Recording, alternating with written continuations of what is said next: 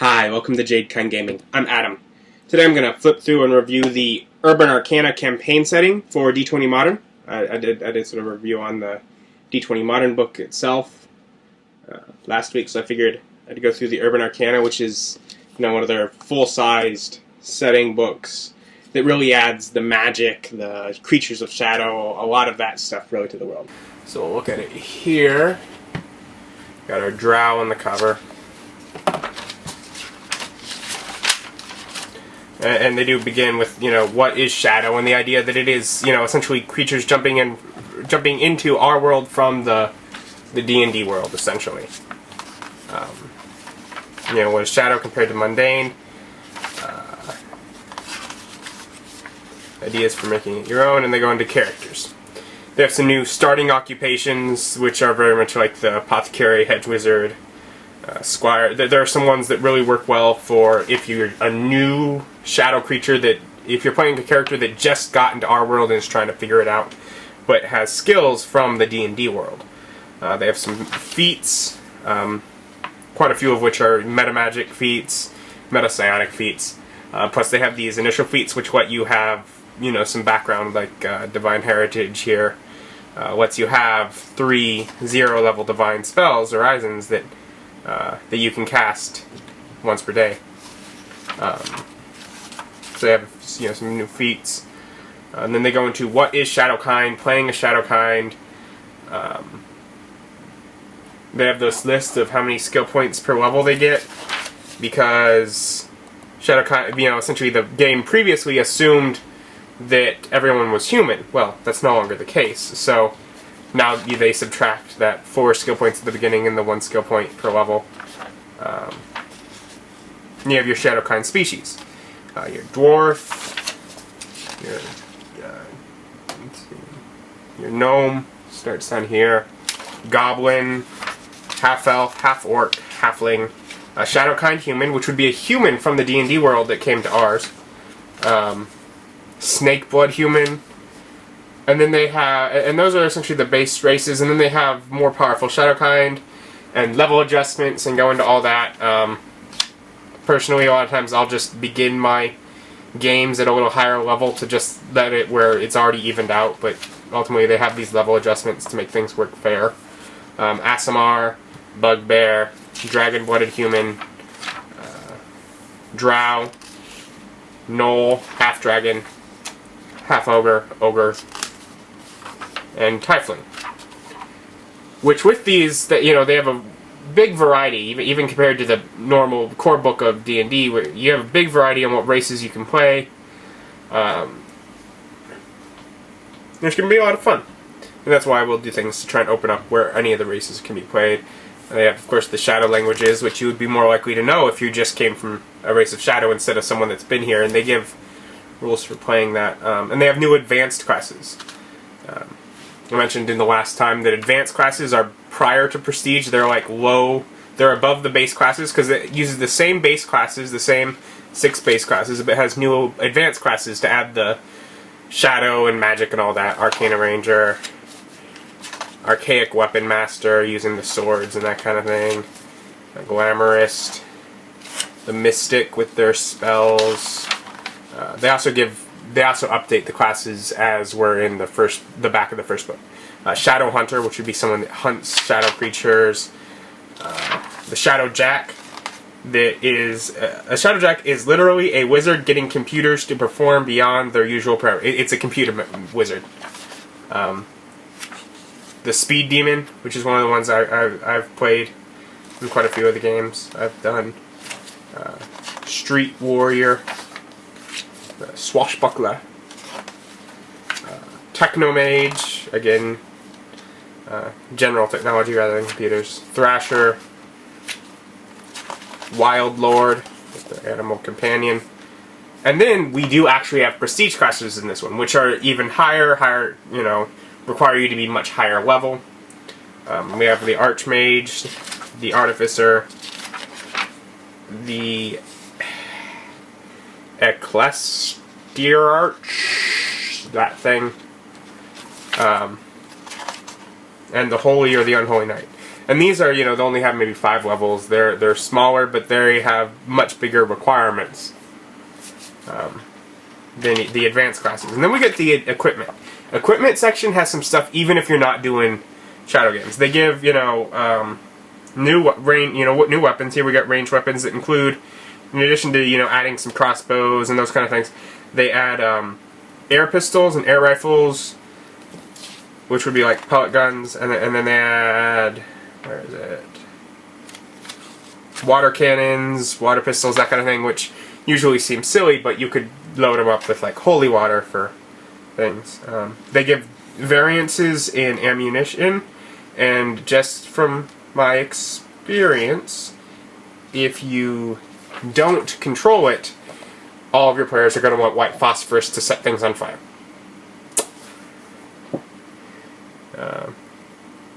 Yeah. Then they have a bunch of melee weapons, which is adding a bunch of the D&D, those kind of weapons, the swords and all that kind of stuff into the game. That kind of variety, like you had in D&D, is now in D20 Modern. Armor, from adding, padded and whatever, splint mail and half plate, etc., to adding, where is it, the NBC suit, fire restraint suit, or it was one of them. Yeah, so, shields, as well as a riot shield. Then we have general equipment. Of course, the chart. Clothing, survival gear, microphones, professional equipment, etc. Oh, I forgot on this page. I have this box. What does a police officer carry? Then as we go on, we have vehicles.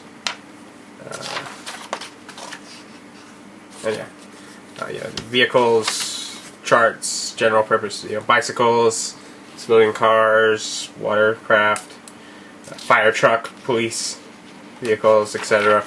And they have these charts here. What's in a police cruiser, a fire truck, an emergency aid vehicle, where they do just go over all the equipment that, essentially they went to these, these kind of workers and they figured out what's in them. So if you steal a fire truck, you get all the loot inside the fire truck, which once your players realize that, those become high target vehicles to steal. We get new spells, and this is the one I mentioned last time that there were much more here, where there's a lot more technical things. Haywire, and in here this has the full list, so it has the list from before, and then the ones that aren't italics are new in this book compared to the base book. DDoS, erase a single device that contains electronic data. Let's see, we got some. We still have some new ones, some added that are not. Like we have obscuring mist, put a bit back in there, but we got data read, relay text, etc. And we have divine as well. And then we of course get the spells. And then we get to incantations. Now, one of the things is the spells in this only go up to 5th level. This is where essentially the long out sort of ritual kind of magic, you can do things of more power, body double, cast into shadow, control weather, create a golem, create clone, create undead, greater dispel magic, possession, teleport. That kind of thing. So you can still use those high, some spells that are really powerful with rituals that take a while. And then they give you rules for creating new ones. Yeah. And all the rules to create the new ones, new essentially rituals. They call them incantations, but then we get magic items. Rules for converting Dungeons and Dragons magic items, so you can you have access to all those that they give. Chainsaw the Psycho, I believe that's one that always drips blood. I think I've had that used a few times. I gotta find it. Yeah, so they have some weapons. They of course have their you know, holy, keen, etc. that you can add to weapons. You have potions and rings. And then wondrous items. And there's one of these that is my favorite. You know, they have the backpack of holding, and they have Eldritch cell phone, parka of warmth, rod of technology. Here we go. Trench coat of useful items, which essentially you make it and it has these patches that you can pull off to pull out just useful items, whether it's ladders or handcuffs or cell phones or first aid kits or whatever. It has a random whatever patches, and I always have fun with that. Then of course I have artifacts, and vehicle magic. You know, a dashboard figurine that has magical powers, a bumper of the ram. Zypher tires, seats of safety, reinflating tires, horn of dread. So you can have some fun with your car too. Then they have Chapter 5 is running the game.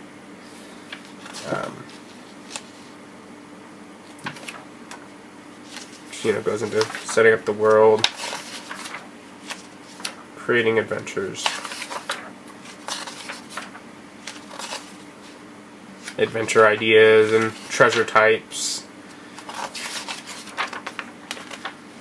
Enhancements to put on armors, shields, etc. Weapons.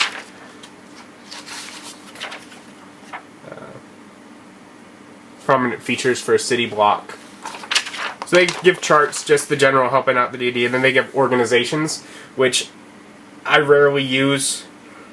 But essentially, I guess the idea, or at least I rarely use theirs, or they're necessary, they're direct set up. But, you know, their idea is they'll have a description for it. And, you know, like this one has tattoos, and they have their special things. And then the Black Feathers, they have their potions, whatever, poisons, etc. Church of Paywar, you know, they give essentially a lot of these groups. And, you know, so essentially if you want a pre-built world, they have a lot, you know, crowds to populate it, types of people to populate it. They do provide that, so you can just read through it. Actually, I believe I have a friend that uses the name, you know, the name of one of his characters. He's used as, you know, his character name several, you know, a few times at least. They show you know, they give detail. To flesh out what is organization's world, essentially, because in D20 Modern, they got rid of alignment in place of allegiances, and you would usually have an allegiance to an organization. So I don't use them per se as they are, but they're there because the idea is that you're not aligned to, you're not alignment good, neutral, evil. You're ally, you know, you have an alliance to to an organization or something, and so that's why they have all these fleshed out examples. And yeah, with NPCs or etc. Now, and then we get, of course, to creatures, which, you know, whether it's the Beholder, the whatever, Big Cat, they have the Celestial, which has like the angels. Demonic Auto is fun. We got Dragon. Dragon Age categories and breath weapons, etc. And spells. And, you know, more dragon. Drow. You know, dwarfs, etc. So we have some of the, you know, elves, the kind of creatures like the players are. You have the Gear Golem, Gremlin, you know, halflings and gnomes. We've got this living dumpster, you know, walking down the alley and a dumpster decides to eat you. You know, good times, right? Dire Rat. You got Wraith. Or Spirit, I guess. Yeah, Frightful Spirit, quite specifically.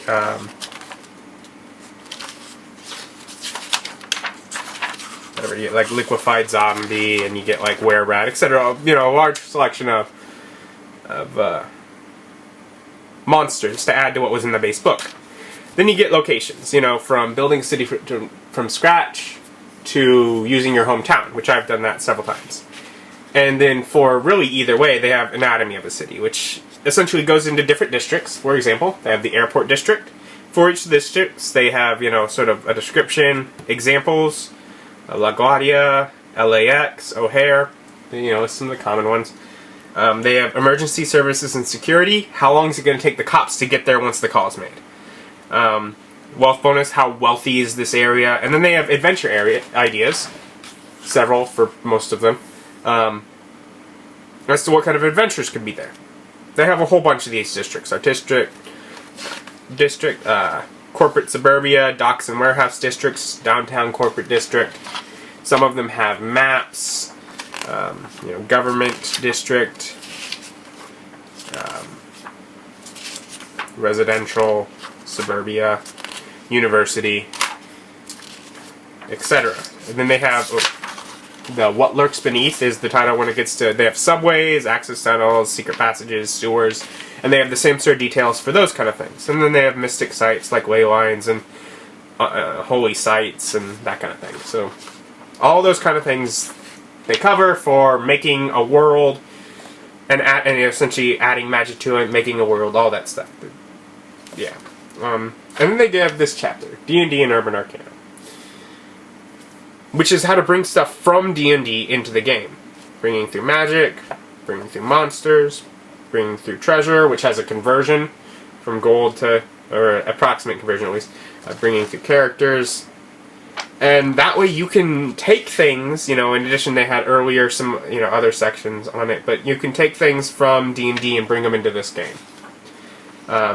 Then, campaign ideas for going back through Shadow, and they expand the Psionics. They sort of tuck this away because it's not necessarily, this game focuses on magic, but as they put it, Psionics add another dimension to play, scientific approach to the rise of magic.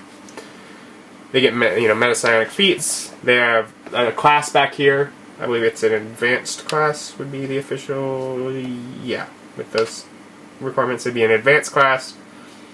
Psionic Agent, which adds another psionic class to the game, expanding the telepath powers, etc. So they add more to psionics, just sort of tucked back here where you'd miss it if you're not aware of it. They give adventures,